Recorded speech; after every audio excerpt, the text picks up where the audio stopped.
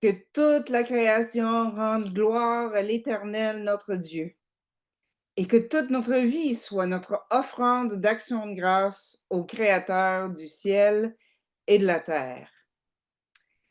Bienvenue à l'Église unie Sainte-Claire, une communauté de foi 100% en ligne qui accueille des gens de tous les horizons et de toute histoire de vie.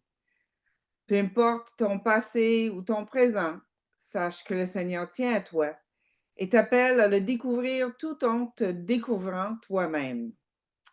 Il est présentement 19h35 ici dans le Sloan en direct de la ville de Québec en remplacement de Jean-Philippe Dubé-Goupil qui termine une belle semaine de vacances. Je l'ai vu tantôt et il a ouvert la salle pour moi.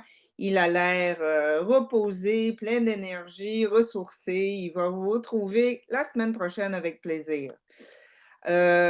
Pour ceux et celles qui ne me connaissent pas, mais me connaissent moins bien, je vous rappelle, mon nom est Doris Sloan, je suis pasteur de l'Église unie aussi, comme Jean-Philippe.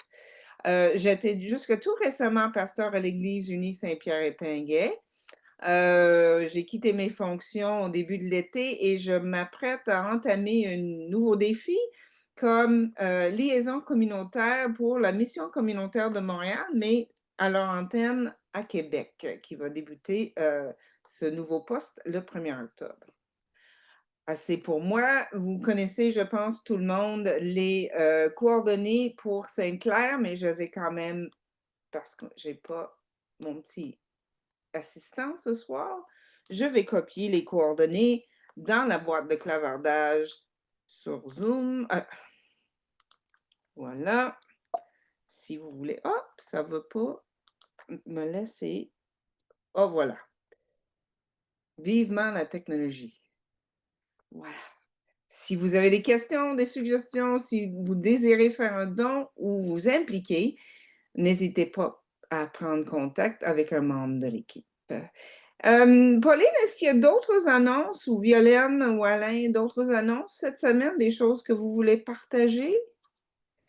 Non? OK.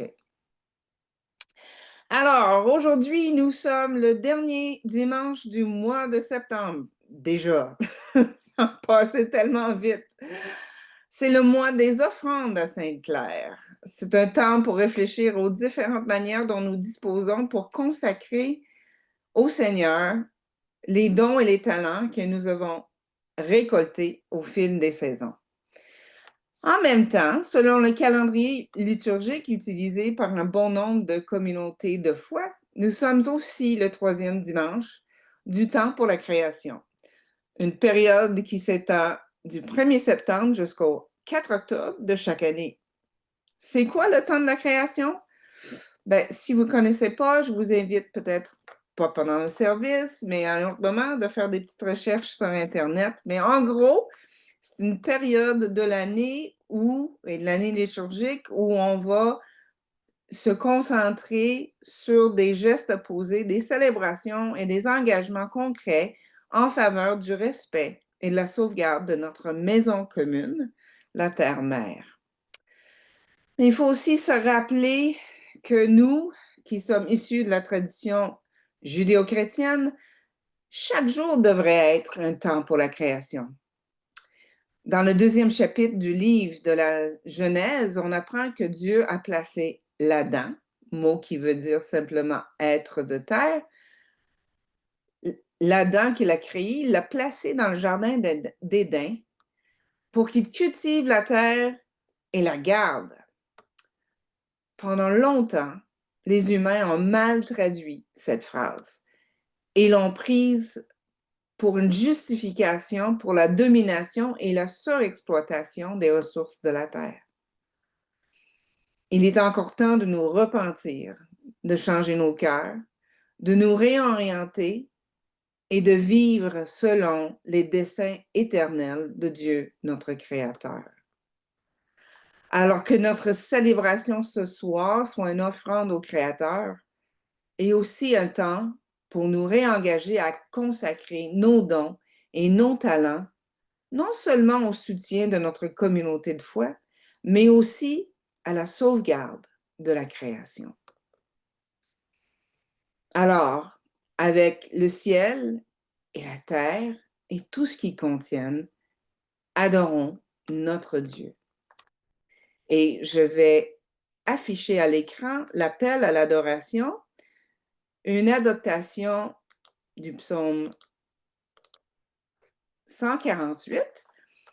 Et je vous invite à répondre parce qu'il est inscrit en caractère gras. Alléluia! Vive le Seigneur, l'Éternel, Dieu de l'univers. Du haut du ciel, acclamez l'Éternel. Acclamez-le dans les hauteurs. Acclamez-le, tous ses messagers.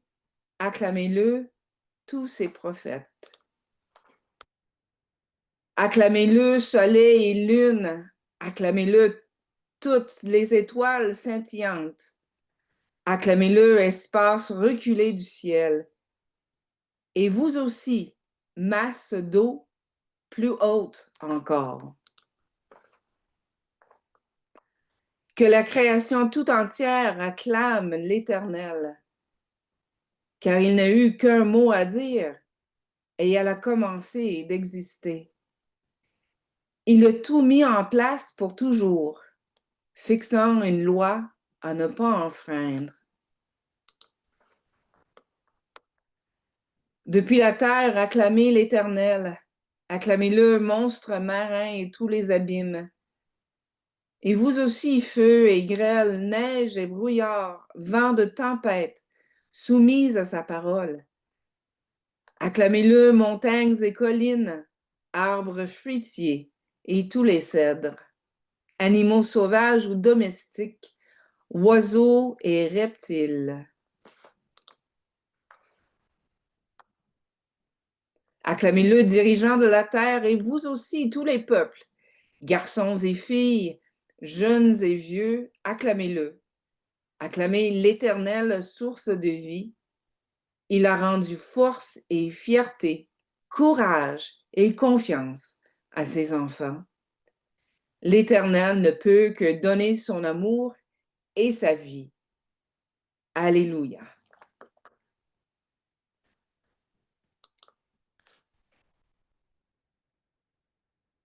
Alors,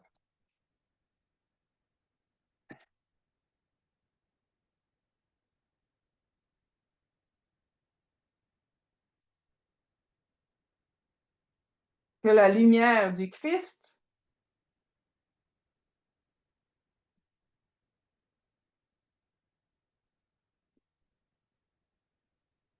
éclaire notre chemin, notre marche sur la terre.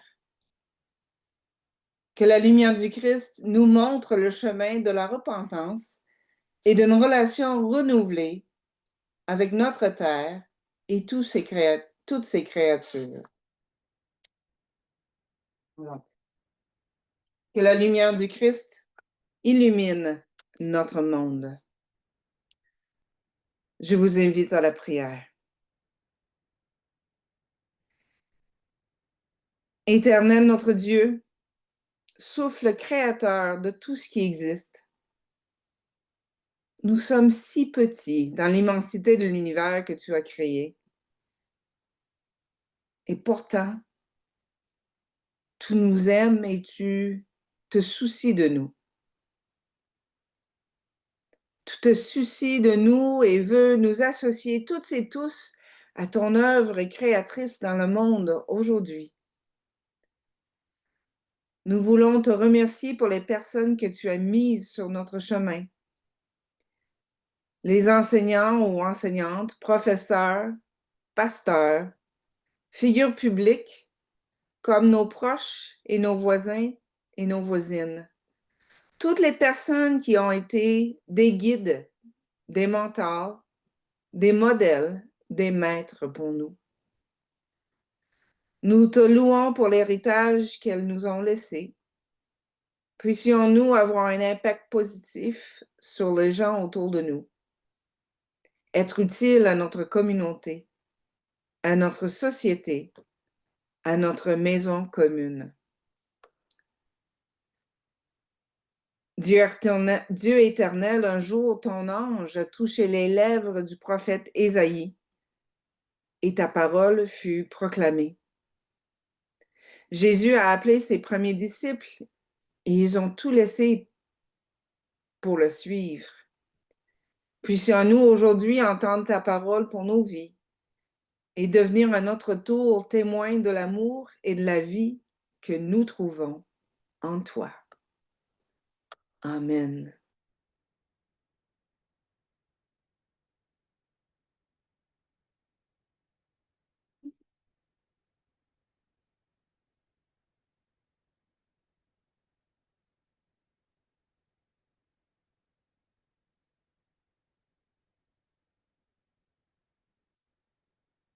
Selon le théologien et le pasteur luthérien Dietrich Bonhoeffer, qui a été exécuté par les nazis en 1945, juste avant la libération, la vocation de l'Église est d'être au service du monde extérieur, plutôt qu'une communauté repliée sur elle-même.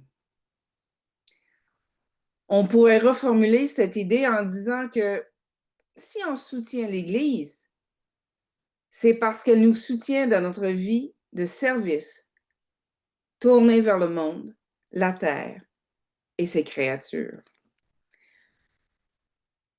Ça me fait penser à un petit groupe que j'ai lancé avant la pandémie même, un groupe de partage biblique. Et c'est un groupe qui avait lieu d'abord sur Skype parce qu'il n'y avait pas Zoom. Mais après, on a migré vers Zoom et c'était fait, en fait, le groupe se réunissait le vendredi midi et c'est fait pour les gens qui travaillaient puis qui avaient de la difficulté à assister à une étude biblique dans leur paroisse et tout ça. Et une des choses qui m'a frappée dans les commentaires des gens, juste ce 45 minutes qu'on avait sur l'heure du midi le vendredi, et les gens disaient, un monsieur qui travaille pour un organisme à but non lucratif et pour les collaborations internationales, il dit, ce groupe m'aide à soutenir mes engagements dans le monde. Et d'autres personnes qui travaillent pour les entreprises ou à l'université, où souvent les valeurs de consommation, de performance sont un peu en tension avec les valeurs chrétiennes. Ces personnes disaient, mais c'est important d'avoir ce moment, de se retrouver ensemble pour être avec d'autres personnes, pour soutenir notre engagement, pour qu'on ne tombe pas dans les pièges de la vie de tous les jours. Alors oui, c'est ça. L'Église est faite non pas pour être une communauté repliée sur elle-même, elle n'existe pas pour se perpétuer elle-même, elle vit pour soutenir nos engagements en faveur de la justice, entre autres la justice climatique. Cette façon de voir notre vocation en tant qu'être de terre, hommes et femmes faits pour garder la terre et ses créatures, est articulée de manière explicite et très claire dans la confession de foi de l'Église unie. Alors ce soir, comme activité pastorale, je nous invite à prier et à discuter ensemble de ce que cette expression de notre vocation chrétienne évoque pour nous. Alors, je vais partager à l'écran la confession de foi. Il faut que je trouve le bon document. Beaucoup de fenêtres ouvertes en même temps.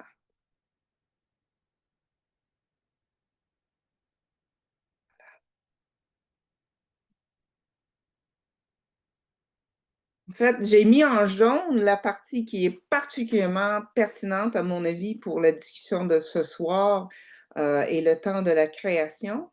Mais je nous invite à le lire et puis, comme discussion, je vous invite tout simplement à partager ce qui résonne en vous, ce que cette confession de foi suscite en vous et comment ça résonne avec votre expérience de foi.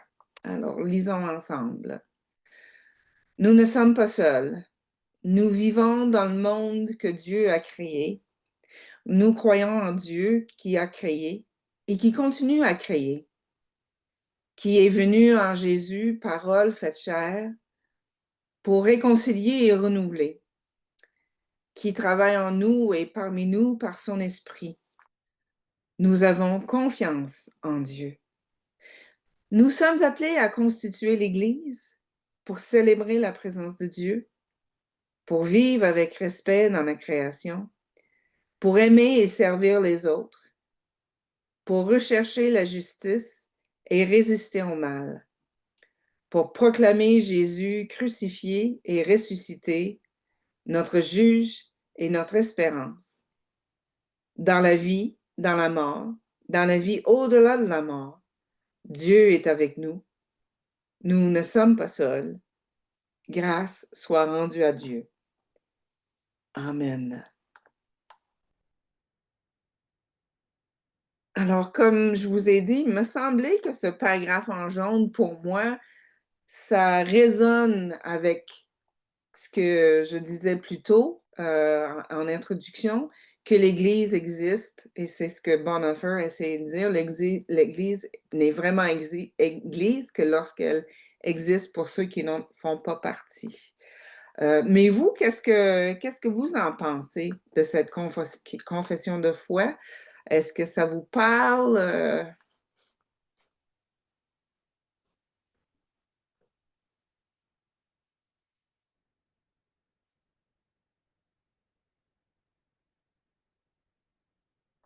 Pauline? Oui, il y a beaucoup de principes là-dedans intéressants, mais j'imagine pour moi, ça se résume à faire beaucoup de bonnes actions avec les autres. Et, tu sais, au lieu de parler directement de Dieu, je pense que c'est qu'ils voient, qu'ils sentent. Les gens pour moi, tout le monde a différentes missions, mais les gens qui sont dans le besoin et puis qui souffrent pour quelque raison, quand je peux les conforter, quand je peux aller rendre visite à des personnes âgées, des choses comme ça. Je pense que ça le montre concrètement ce que c'est. Hmm. Oui, merci Pauline.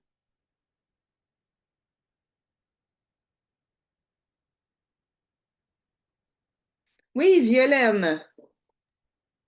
Euh, ma connexion est pas très très bonne, fait que si jamais ça coupe, je suis vraiment désolée. Euh, pour moi, ce qui résonne, c'est vraiment le pour aimer et servir les autres, pour rechercher la justice et résister au mal.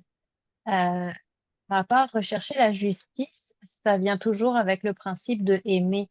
Il n'y a rien de plus juste que aimer les autres et aimer ce qui nous entoure, aimer notre entourage, évidemment notre environnement, aimer cette création qui est autour de nous. Et il n'y a rien de plus juste que d'être toujours dans cet amour des autres au travers de ce que Dieu a fait pour nous et autour de nous. Puis c'est ce que j'essaye, moi, au quotidien, de garder toujours en action. Le fait d'aimer, d'être toujours dans ce mouvement-là.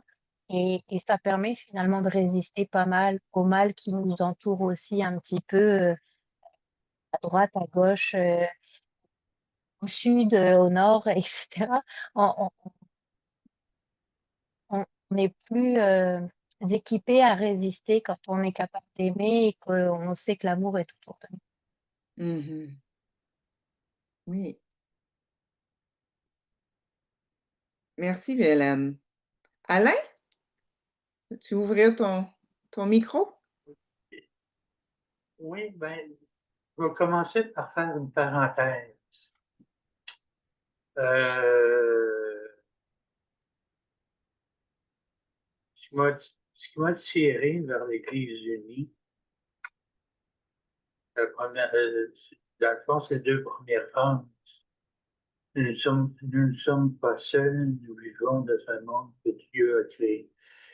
J'ai eu la réaction de me dire, je ne suis pas seul. Et bon, c'était ma parenthèse. Ce qui m'accroche dans ce qui était surligné en jaune, c'est un peu la même chose que Violaine, c'est aimer et servir les autres. Mm.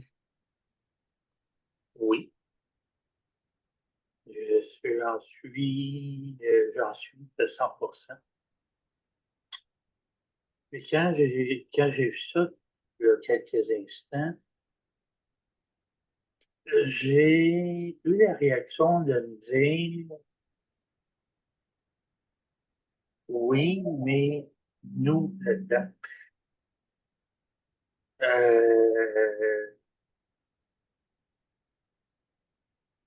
Il y a eu la mortalité de ma famille dernièrement. Mm. Quelqu'un qui a, en fait, conséquence d'une maladie que tout le monde pensait tellement fulgurante que ça a été trouvé, le problème a été trouvé, puis tout était fini 2 semaines après. À un moment donné, tout le monde a réalisé, surtout sa famille, que ça faisait 1 an ou 2 que ça durait. Puis personne ne savait. Wow. Puis ma réflexion, en regardant le premier service des ondes, oui, mais si on n'accepte pas d'être les premiers à être aimés et à être servis, Mm.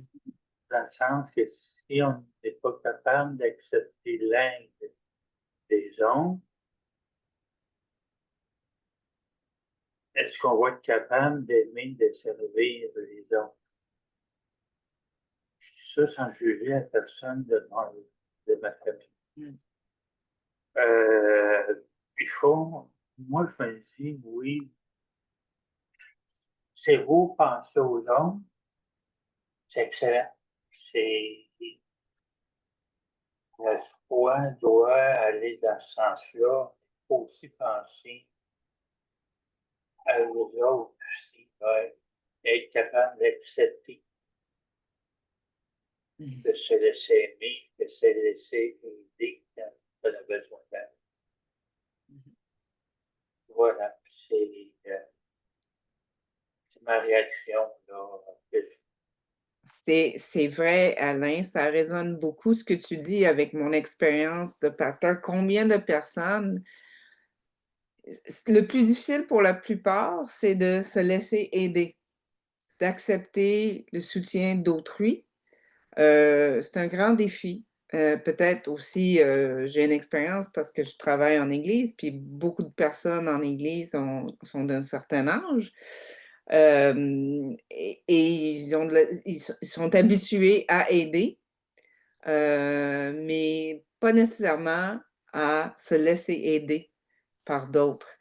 Et ça me fait penser à une dame dans ma première paroisse qui était celle qui allait offrir des lifts à tout le monde pour les amener à l'église.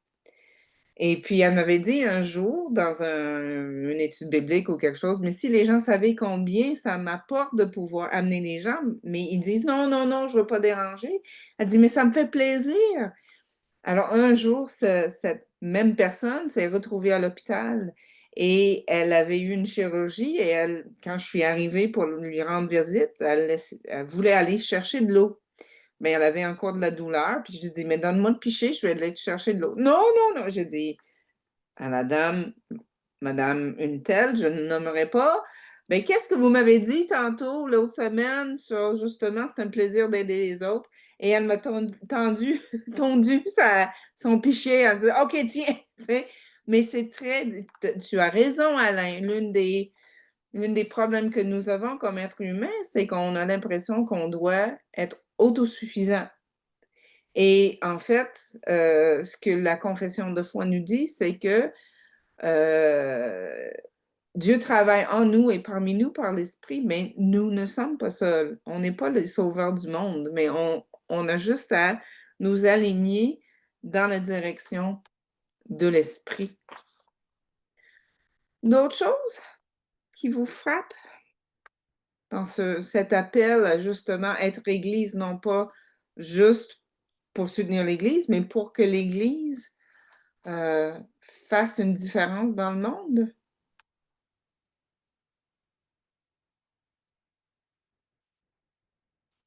OK.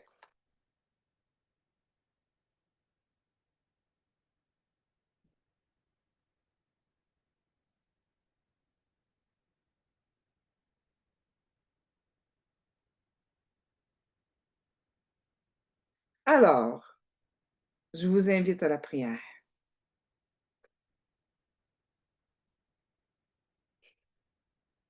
Ô Dieu, tu nous as créés à ton image et à ta ressemblance. Tu nous as dotés de créativité et d'ingéniosité. Du chaos et du vide, par ta grâce, nous pourrons nous aussi créer un monde grouillant de vie et ruisselant de lait et de miel.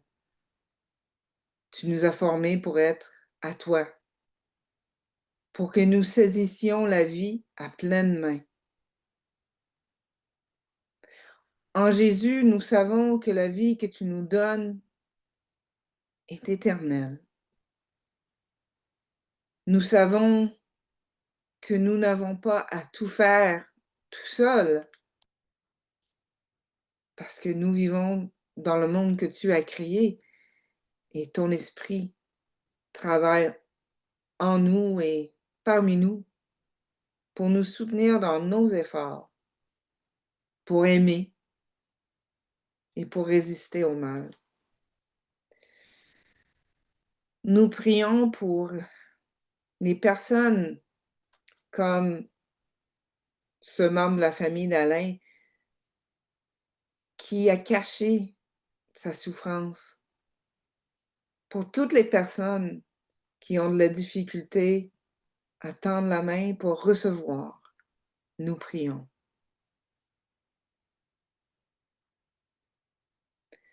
Garde-nous ouverts et attentifs à ton appel. Nous le demandons au nom de Jésus. Amen.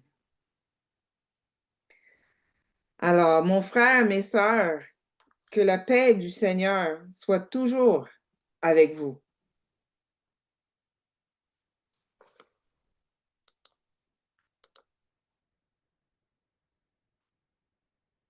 Alors, ce soir, comme texte des Écritures, petite introduction. Comme je disais au début, Dieu a créé les humains, les a placés dans sa création pour qu'on la cultive et en la garde. La tâche vous semble peut-être colossale, presque impossible, surtout quand on regarde l'état du monde actuel, comme tu disais, Violaine, au nord, au sud, à l'ouest, à l'est. Comment ne pas tomber dans l'éco-anxiété ou carrément dans l'éco-dépression? Mais justement, en nous rappelant que nous ne sommes pas seuls, que nous vivons dans le monde que Dieu a créé, c'est en fait le message de l'extrait des Écritures que nous allons méditer ce soir. Un petit extrait du prophète Ésaïe, Ésaïe 43, les versets 16 à 21. Et est-ce que quelqu'un peut les lire pour nous ce soir, ces versets? Ésaïe 43, 16 à 21. Pauline, parfait. Alors, je vais partager mon écran.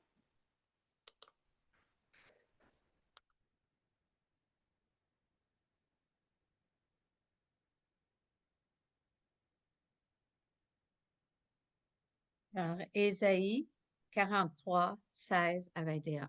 Ainsi parle le Seigneur, lui qui procura en pleine mer un chemin, un sentier au cœur des eaux déchaînées, lui qui mobilisa chars et chevaux, troupes et corps d'assaut, tous ensemble. Sitôt couché pour ne plus se relever, étouffé comme une mèche et éteint. Ne vous souvenez plus des premiers événements. Ne ressassez plus les faits d'autrefois. Voici que moi, je vais faire du neuf qui déjà bourgeonne. Ne le reconnaîtrez-vous pas? Oui, je vais mettre en plein désert un chemin dans la lande des sentiers. Les bêtes sauvages me rendront gloire, les chacals et les autruches, car je procure en plein désert de l'eau, des fleuves dans la lande, pour abreuver mon peuple, mon élu, peuple que j'ai formé pour moi et qui redira ma louange. Ça peut peut-être sembler un peu loin de nous, toutes ces images de désert, mais je pense que vous saisissez quand même le sens des images. Mais peut-être que vous pourriez, en regardant ça, si vous aviez à réécrire ce passage, comment est-ce que vous traduirez en vos mots ou dans les images pour notre temps ce que vous saisissez du message de ce passage? Qu'est-ce qui vous frappe dans ce texte?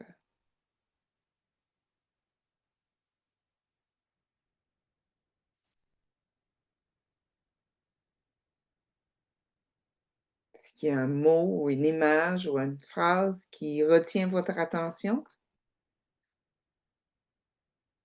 Pauline? Oui, j'aime beaucoup. Voici que moi, je vais faire du neuf qui déjà bourgeonne. Ne le reconnaîtrez-vous pas? Alors là, qu'on arrive en automne, on pense aux bourgeons du printemps. Mais quand je pense à ce passage-là, je me dis que des fois, on ne voit pas que le changement s'en vient. On est comme un peu aveuglé. Puis il dit, ne le reconnaîtrez-vous pas? Alors souvent, surtout si on est dans une période de découragement, on voit juste la noirceur, on ne la voit pas. Quand la lumière commence à apparaître, souvent, on ne la voit pas quand on est dans le découragement. Alors là, les promesses qu'il fait, oui, je vais mettre en plein désert un chemin dans la lande. Alors, c'est complètement à l'opposé du premier paragraphe. Alors, oui, ça me fait réfléchir des fois de dire du neuf qu'on ne voit pas, mais ça s'en vient. C'est là. Mm. Merci, Pauline.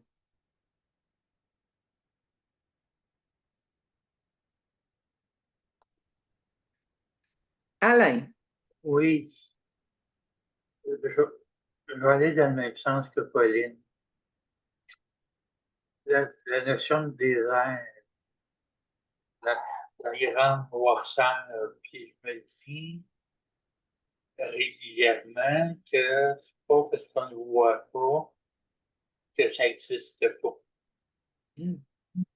très bien. Oui, oui, oui, j'aime ça. C'est des fois, je me dis, bon, ça va pas toujours au top, je suis pas toujours à mon meilleur. Puis je me dis, bon, ben, tout d'un coup, que ça pourrait être pire, puis je m'en rends pas compte. Il y a comme une main qui est là, qui me supporte, puis qui m'accompagne. Puis sur le coup, je m'en rends pas nécessairement compte. Mm. Euh,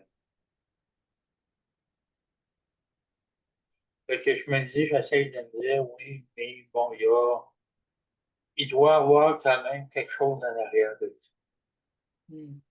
Et ça reste que pour envoyer un message que, oui, OK, peut-être que si tu arrêtais d'attendre après les autres, puis que tu essayais d'y aller, bon, de prendre l'initiative de, ou de continuer à espérer, puis de, bon, Mhm. comment on dit ça, la foi, c'est de continuer à croire, même si on voit rien, on n'entend rien. Ou du moins Oui, qu'on a l'impression et qu'on continue quand même. oui. C'est dans Hébreu, je pense si ce que tu cherches, Alain, c'est un extrait biblique ou un verset biblique, c'est la foi, c'est l'assurance de ce que l'on espère. C'est pas quelque chose qu'on voit, C'est dans ce sens-là. c'est ce que l'on C'est espère. c'est ça. Ou des fois, c'est pas. En fait, moi, je me dis que des fois, c'est pas nécessairement ce qu'on espère, mais on le voit pas, mais on sait quand même que c'est là. Enfin, bref, c'est ça. C'est ma réaction. OK. Merci, Alain. Violaine. Bon, de l'éco-anxiété, moi personnellement, j'en fais tous les jours. Hmm. C'est un petit peu ce que je vais dire, je vais parler un peu au travers de mon chapeau, il faudrait que je me l'applique à moi-même un petit peu plus souvent. Mais je pense que Dieu étant omniscient, étant tout et partout à la fois, et il sait ce qu'il fait, on doit s'en remettre à son plan au quotidien pour tout et absolument tout. Et je pense que on parlait tantôt de, de ce qui rôde et de comment résister au mal. Je pense que c'est en restant des êtres de foi en lui et de notre capacité à faire confiance en ce qu'il prévoit. Et je pense que ce qu'il prévoit, souvent, c'est en fait notre foi en lui qui fera la différence. Fait être capable d'avoir cette foi en ce qu'il prévoit pour nous et en ce qu'il prévoit pour notre environnement et autres. C'est peut-être ça la petite graine, c'est peut-être ça ce mouvement qui se met en place et qu'on voit pas parce qu'on en fait partie en fait, par chacun de nos gestes, par chacune de nos pensées, par chacune de nos inquiétudes aussi, parce que ça commence par là en général, hein. C'est d'abord une peur qui crée une action, c'est rarement l'inverse. Je pense qu'on on on le voit pas, en effet, parce qu'on est dedans et aussi parce qu'on est son plan, en fait. Fait que, Hmm. être capable de reposer notre confiance en ce qui est prévu, c'est être un peu plus léger peut-être.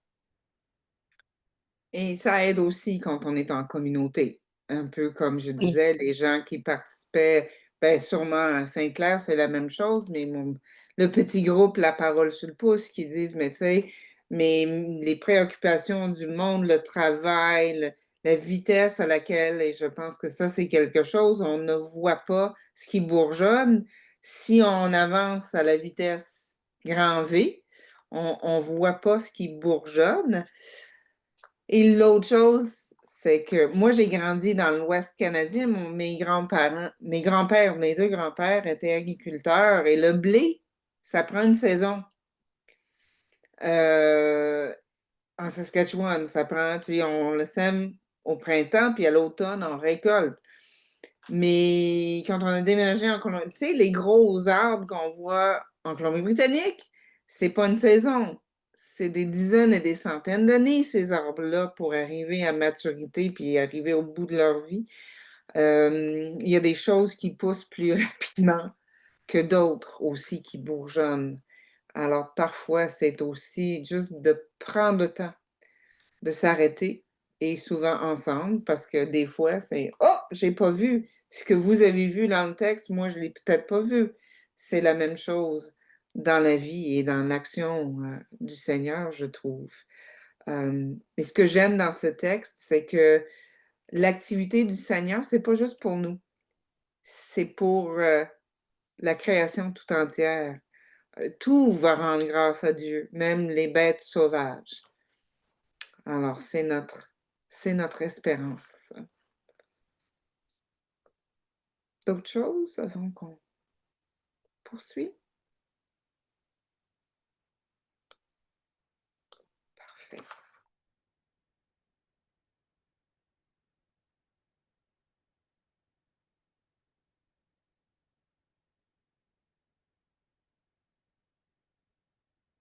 Prions. Que les paroles de ma bouche et le murmure de nos cœurs et l'action de nos vies te rendent gloire ô Dieu, notre Créateur, notre vivificateur, notre Sauveur, en Jésus-Christ. Amen. Voici que je vais faire du neuf qui déjà bourgeonne. Le peuple que j'ai formé pour moi redira ma louange. Parole du Seigneur. Parole d'espérance qui retentit alors que tout n'allait pas dans la meilleure des mondes pour le peuple de Dieu. Alors qu'une bonne partie de la population vivait en exil. Les jours de gloire du temple grouillant de monde n'étaient qu'un souvenir lointain. Et le peuple d'Israël, avec son identité propre, sa langue, sa culture, son histoire distincte, était devenu une minorité fragile, une petite île secouée par les vagues gigantesques des marées des superpuissances. La Syrie, l'Égypte, Babylone, plus ça changeait, plus l'histoire se répétait depuis des centaines d'années. Il y avait de quoi être découragé. Comme aujourd'hui, pour beaucoup d'entre nous, il y a aussi de quoi être bien découragé. L'autre jour, quelqu'un m'a dit, c'est à croire qu'on n'avance à rien. On dirait même qu'on recule dans le temps. D'autres se demandent, où est Dieu là-dedans? À quoi ça sert d'être chrétien dans le monde d'aujourd'hui? Mon frère, mes sœurs, prenons courage. Oui, nous sommes appelés à préserver, à sauvegarder la terre, mais c'est Dieu en Jésus-Christ, le Sauveur du monde. La présence de Dieu n'est pas la garantie que nous éviterons toute catastrophe, mais plutôt la promesse qu'il y aura un chemin au cœur des eaux déchaînées. La promesse que nous trouverons de quoi étancher notre soif dans les passages désertiques de la vie. Et même les bêtes sauvages en bénéficieront. Voici, je vais faire du neuf. Parole du Seigneur. Mais si vous êtes comme moi, vous avez peut-être envie de crier, mais ciel que c'est long, Seigneur. Si tu vas faire quelque chose, fais-le donc. Prenons courage. Rappelons-nous que le temps de Dieu n'est pas le temps des humains, et surtout pas le temps des humains d'aujourd'hui, habitués que nous sommes à des messages instantanés et des solutions rapides. N'oublions pas, l'exil à Babylone a duré 70 ans. Notre exil au début de la pandémie, qui a donné vie à l'Église Sainte-Claire, c'était quand même de la petite bière à côté de ce que nos ancêtres ont traversé. Et Jésus, que nous, les chrétiens, nous voyons comme l'accomplissement des promesses des prophètes comme Ésaïe, est arrivé quelques 500 ans après que nos ancêtres sont revenus de leur exil babylonien. Non, le temps de Dieu n'est pas le temps des humains. Voici, je vais faire du neuf. Parole du Seigneur. Et en fait, certaines traductions vont même dire, voici, je fais du neuf. Parole du Seigneur. Il est encore temps d'espérer.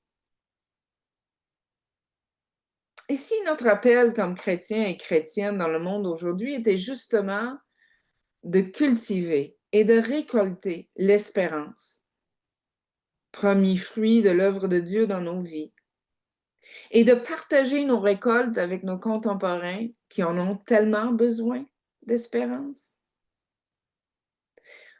En fait, c'est exactement ce qu'affirme le groupe de dialogue entre l'Église unie du Canada et l'Église catholique romaine, qui en 2018 a publié un rapport intitulé « l'espérance en nous.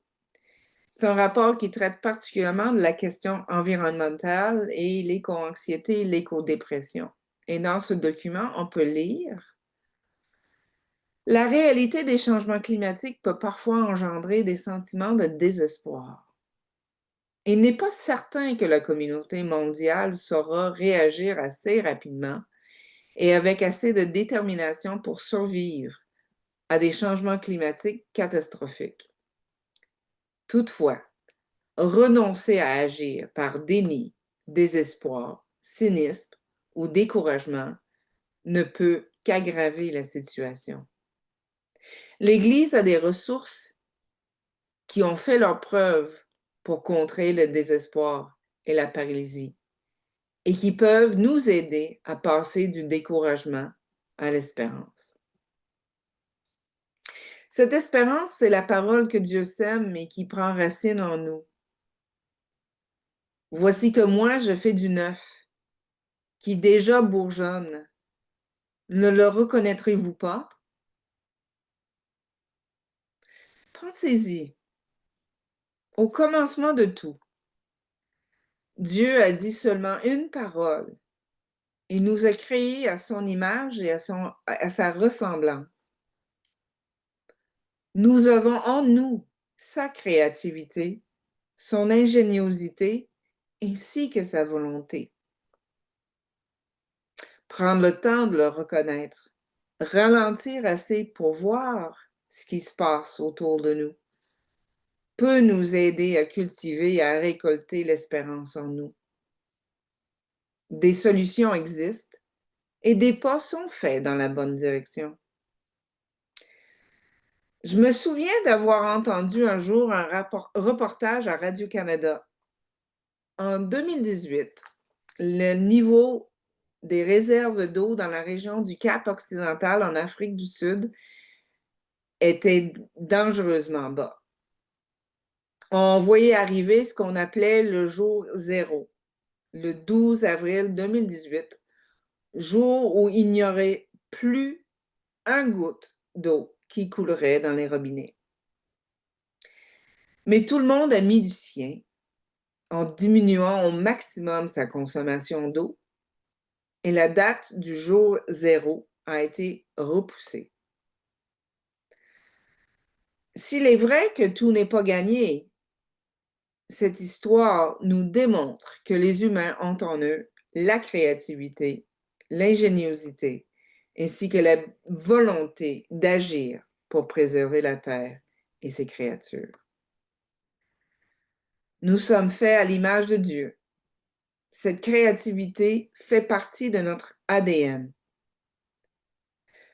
C'est l'espérance que Dieu sème dans le terreau fertile des cœurs et des esprits de tous les humains. Et la super bonne nouvelle ce soir, c'est que c'est Dieu qui prend l'initiative et qui nous donne tout ce qu'il nous faut pour accomplir notre mission. Voici que je fais du neuf qui déjà bourgeonne. Ne le reconnaîtrez-vous pas?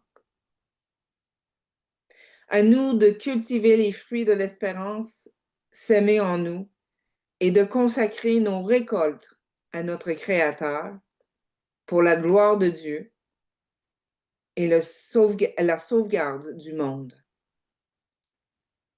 Voici que je fais du neuf qui déjà bourgeonne. Et le peuple que j'ai formé pour moi redira ma louange. Amen.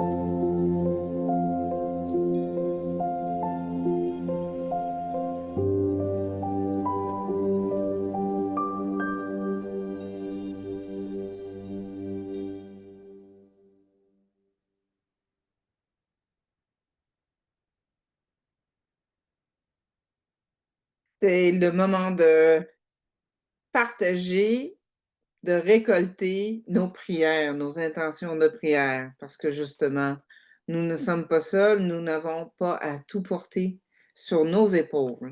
Alors, est-ce qu'il y a des intentions particulières que vous aimeriez ajouter ce soir?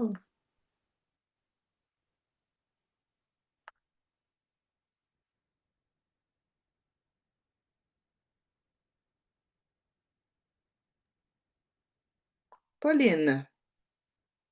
Oui, avec l'action de grâce qui arrive, je veux remercier Dieu pour nos récoltes, pour la nourriture qu'on a, l'abondance.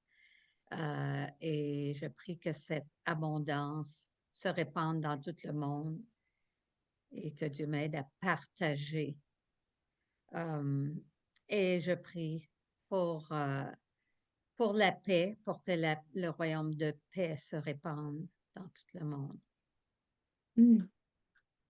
Merci, Pauline.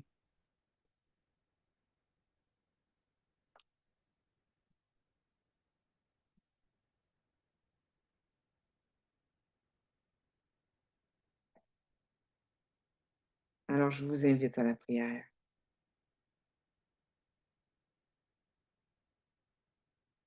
Dieu un et trine, communauté d'amour infini.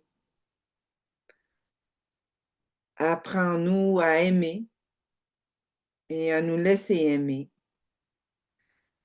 parce que c'est l'amour qui nous aide à résister au mal.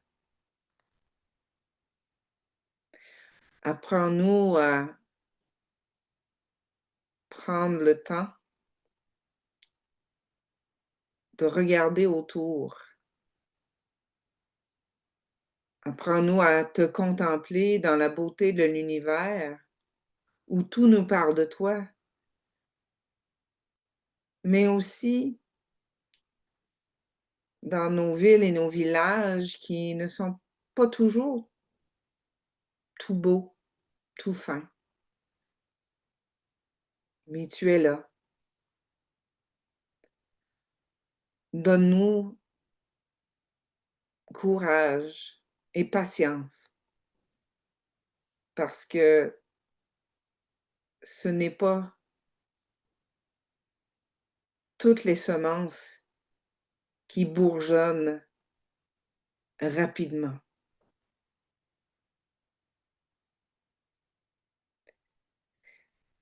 Éveille notre louange et notre gratitude pour chaque être que tu as créé. Éveille notre action de grâce pour l'abondance de la création, pour nos récoltes, pour toute l'abondance de nourriture et de biens que nous avons. Donne-nous des cœurs pour partager, des cœurs reconnaissants. Donne-nous la grâce de nous sentir intimement unis à tout ce qui existe. Dieu d'amour, montre-nous notre place dans ce monde comme instrument de ton amour, ton affection pour tous les êtres de la terre, pour qu'aucun n'en soit oublié, parce qu'aucun n'est oublié de toi. Illumine les détenteurs du pouvoir et de l'argent, pour qu'ils se gardent du péché de l'indifférence et de la cruauté, qu'ils aiment le bien commun, qu'ils aiment leurs ennemis. Les pauvres de la terre t'implorent. Seigneur, saisis-nous par ta puissance et ta lumière pour protéger toute vie, pour préparer un avenir meilleur. Seigneur, viens en aide à notre foi qui est parfois aussi faible que la petite flamme qui brille derrière moi. Rappelle-nous que même si on ne voit pas la lumière, ça ne veut pas dire qu'elle n'existe pas et qu'elle ne se remettra pas à briller dans nos vies et dans notre monde.